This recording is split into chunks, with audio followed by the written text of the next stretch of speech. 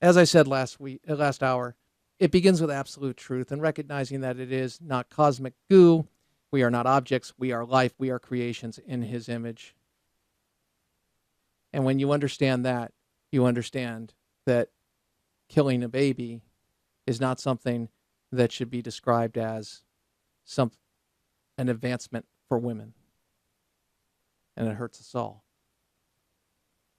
Our guest, Ben Johnson, is U.S. Bureau Chief, LifeSite News. He is and has been covering the March for Life as he did today, as he did last night, as he talked about the 4 to 8 inches that they were to receive. And Ben, great to be with you. Thank you for taking time tonight. You are guest host also of Nothing But Truth, the guest host.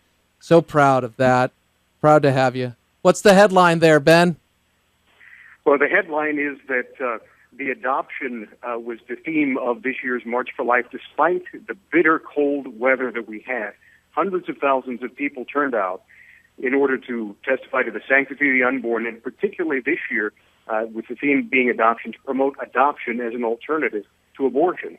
One of the most beautiful things that I saw was Dr. James Dobson was there with his son Ryan, his adopted son Ryan, and the two of them obviously very much love each other. If you listen to Dr. Dobson on this network and so on, you realize that they are he has a very close relationship with his son Ryan. Ryan introduced him. He didn't refer to him as my adopted father, my stepfather. He called him my dad. And James Dobson said that adopting him was one of the best things that had ever happened in his life. Almost every speaker up there had some connection to adoption, whether it was Vicki Hartzler, Congresswoman from Missouri, who adopted a 14-year-old, or a post-abortive woman named Nicole Peck, who had aborted her child and then become infertile and had adopted two boys of her own. And she said that those boys' mothers, their birth mothers, were her heroes because they gave her the chance to have a family, after all. So it's a beautiful choice. It's a beautiful march. And despite the fact that it was unbelievably chilly, chilly doesn't begin to talk about it. My shoes actually froze white. I kid you not. That's absolutely true. And I was on a media platform, kind of raised up above everybody so I could get panoramic shots and things. I wanted to look kind of tough. About 10 minutes into it, I wrapped my head like the Mujahideen warrior, just to stave off the cold. So it was bitter out there. But hundreds of thousands of people from all over the country came. I know several buses were turned away. And despite that, we stood up for one reason only, which is we don't mind suffering. We don't care what it does to us. But it is time for this abortion, this nightmare of America, 41 years, to come to an end and for life to be exalted and held up once again. It seems the polls are in the favor of increasing abortion restrictions, as well as the fact that in the last 2 years we've seen more of those passed into law than we have in the previous 10 years and 20 years, I think, if you want to look totally. So, Ben, when you speak to people who have come out to dedicate their time for the unborn, the stories are incredible, as you've mentioned, the highlighting of adoption. But when you come away from this, what's our key in the pro-life community to convince those in the, quote, pro-choice committee, and I wouldn't even call them pro-choice, I would just say maybe the low-information voters, maybe advocates for pro-choice in the name of women's rights, a whole host of things. You can be really twisted on this and think you're doing the right thing. What's our number one best way, as U.S. Bureau Chief of LifeSite News, what is the number one way to engage, be salt and light, speak truth and love to these people? Ben? In speaking of truth and love to them, I think that it's vital that we have a couple of prongs. Really, all of the arguments about abortion come back in favor of the pro-life cause, which is why it tends not to ever be presented. We don't really get an opportunity to present that case.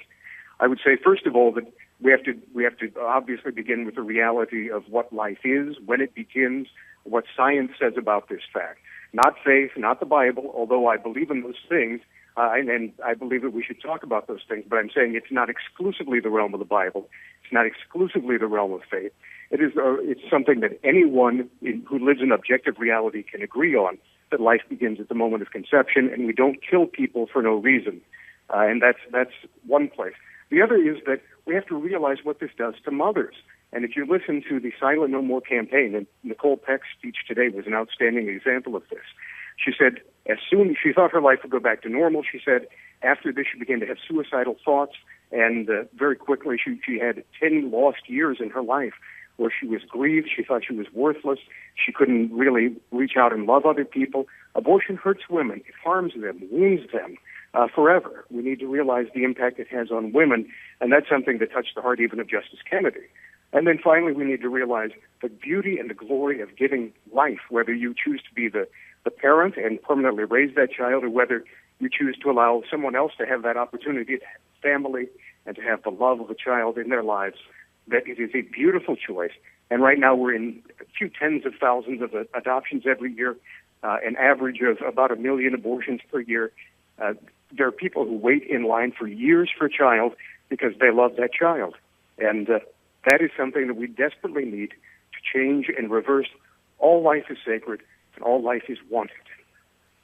And Ben, it's hard not to speak of this when you spoke of the woman who 10 years, a decade, and dealing with the abortion and understanding also God's grace. We always want to point that out. There are many who believe the lie of the enemy that somehow, no, God can't forgive that sin. Yes. And to recognize that and to know that God forgives all sin, and coming to him this is a way the enemy works to keep us away from the Lord. I also think of, in the last 20 plus years, I have seen women who, if they know I'm pro-life, they will oftentimes start debating, and it comes from a place of defending the action because they themselves have had an abortion. And they remember the day, they remember the child's birthday in essence, and it never goes away. My question to you is, when you engage somebody who is on the pro-abortion side, what is their number one way of what is the first question oftentimes that you're presented with, the first attack? Because we've seen so many of not so many, but we've seen high-profile politicians get filleted, pardon me, on this didn't mean that pun in any way, but get really, quote-unquote, politically ruined for answering a question that recognizes that life is life is life. Yes, well, it's true, and probably the number one thing that we get now, really, we're at such a point in our political debate now that we don't really have debate at all. What we end up with is sort of finger-pointing, name-calling. So the question that you get is something like, why do you hate women? Almost like, when did you quit beating your wife? That's sort of the level of discourse that we have in the country.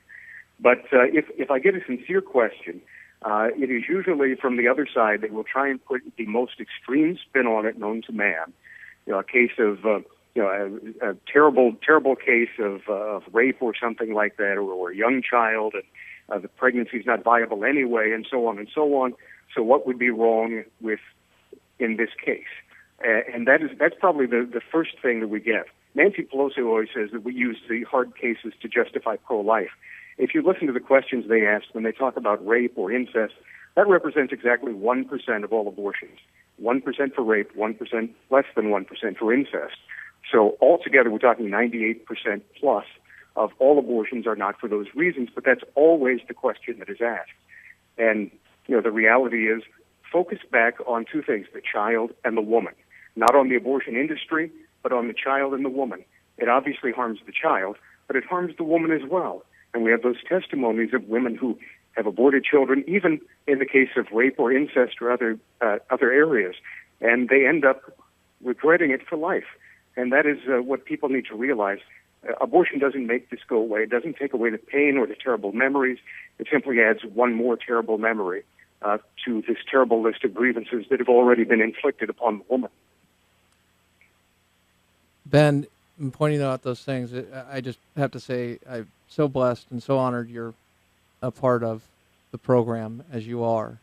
and what you do on a daily basis. A lot of people don't realize Ben could focus his energies in a lot of places. He's brilliant. He's written books, Party of Defeat. I mean, he called out for, and it has been revealed in the form of admissions through Gates's book and a whole. The man's a brilliant guy, but he chose life, to dedicate himself to life and coverage of life as U.S. Bureau Chief of LifeSite News. Ben, what was part of that decision in saying, because I have to believe that is something where you said, I need to focus on this. This is where my energy, because you can write on foreign policy, you can write on economics, you can write on history. Why life? Well, I'll be honest, and many times I miss writing on those topics because I'm too busy writing on other things. Don't get me wrong. Once you write broadly, you enjoy writing on all kinds of subjects, and I still do. But when it came down to where are you going to focus your energies and your attention, as I mentioned on this program and elsewhere, I became pro-life not because of faith, but because of the facts, just simply because of what science said about the beginning of life. But after I had done that, actually the pro-lifers who brought me into the movement brought me to faith. And as my faith increased, I had to realize that I had to live every moment by it. And I thought, what is the most important teaching in my faith that will allow me to use the talents God has given me to promote what is most important? On any list, life has to come first. Next to religious freedom itself, the ability to worship Jesus Christ and not be persecuted for it, as so many are around the world. Life has to come first on that list. And it doesn't matter if it's a Christian life, any other kind of life, all life is sacred. And that is one of the key teachings of our faith, the key thing that was denied by Cain and Abel, and the key problem that is plaguing our entire world for all of history. The fact that we, as we come together, put our selfish needs ahead of the desires and the simple needs of other people. And in order to reverse that, we have to focus on the needs of the least, of the wounded, of those who can do nothing for us, those who will never know our names, but who, because of the goodwill of so many Americans, hundreds of thousands of people, even just today, who marched, held hands, prayed together from all different backgrounds, and said, we will defend life.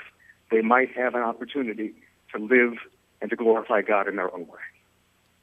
That is Ben Johnson, U.S. Bureau Chief of LifeSite News, live from Washington, D.C., nation's capital, from the March for Life today. Ben, thank you. Love you, brother. Thank you very much. Thank you. God bless. Great to be with you. God bless.